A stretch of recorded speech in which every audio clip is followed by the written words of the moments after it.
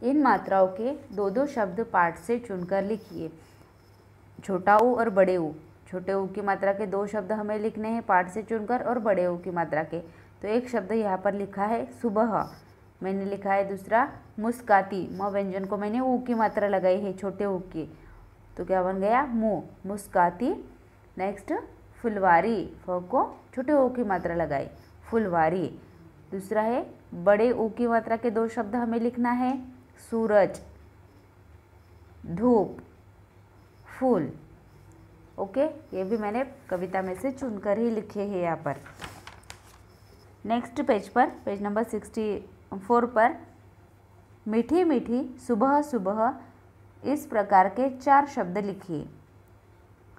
तो मैंने राइट लिखे हैं यहाँ पर, हरी हरी, तीखी तीखी, न्यारी न्यारी और प्यारी प्यारी। इस तरह से शब्द आपको भी टेक्स्ट बुक में राइट करने हैं। थर्ड वन है, रंगीन शब्दों के उल्टे अर्थ वाले शब्द चुनकर वाक्य पूरे कीजिए। यहाँ पे जो रंगीन शब्द है, इस शब्द का उल्टे अर्थ का शब्द हमें चुनना है इसमें से, और ये वाक्य पूरे करने हैं। देखो, कवन, जाड़ों में धूप मीठी और गर्मियों में खारी लगती है। ख, धूप से ही कलियाँ खिलती है, खिलती और मुरझाती है। खिलती का अपोजिट विरुद्ध अर्थ का शब्द है मुरझाना, खिलना मुरझाना।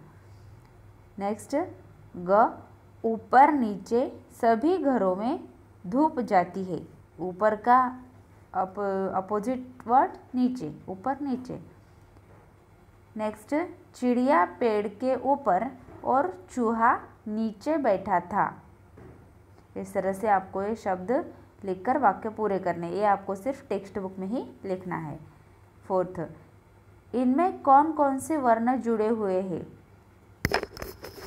जो भी व्यंजन है उसमें ये संयुक्त व्यंजन है, तो इसमें वर्ण, 2 वर्ण जुड़कर ये बना हुआ है। तो कौन कौन से वर्ण इसमें जुड़े हैं ये हमें लिखना है अलग करके।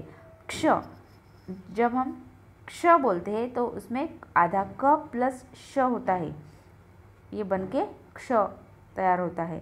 नेक्स्ट, त्र, तो इसमें आधा त प्लस र, त्र। नेक्स्ट, ज्ञ, आधा ग प्लस य, ज्ञ। और नेक्स्ट है श्र, आधा श प्लस र, ये वर्ण बनकर श्र बनता है, श्र। इस तरह से आपको ये टेक्स्ट बुक में लिखना है। फिफ्थ वन, है या है लिखकर वाक्य पूरे कीजिए। अब देखो, जब हम किसी एक के बारे में बोलते हैं, कोई भी एक चीज़ के बारे में जब हम बोलते हैं तो है हम है लिखते हैं, और जब अनेक सारे होते हैं तो है लिखते हैं। मेरे पास पेंसिल है, हमारे पास पेंसिलें है। इस तरह से ये हमें वाक्य में है और है लिखना है। तो देखो, क, धूप, धूप किलकारी भरती है। धूप एक ही है इसलिए है राइट किया है यहाँ पर। ख, धूप हम सबको खूब भाती है।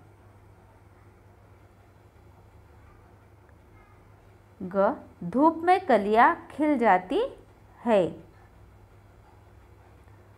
धूप में कपड़े सूख जाते हैं। इस तरह से हमें ये वाक्य पूरे करने हैं और टेक्स्ट बुक में ही ये लिखना है। Okay students, next page number 65 पर जो शब्द दिए हैं वो टेक्स्ट भी तुम्हें वो शब्द भी तुम्हें फिंगर रख के एक बार पढ़ने हैं और क्लास वर्क नोटबुक में उसे राइट करना है। ओके, यहाँ तक तुम्हारा फर्स्ट टर्म एग्ज़ाम का पोर्शन है।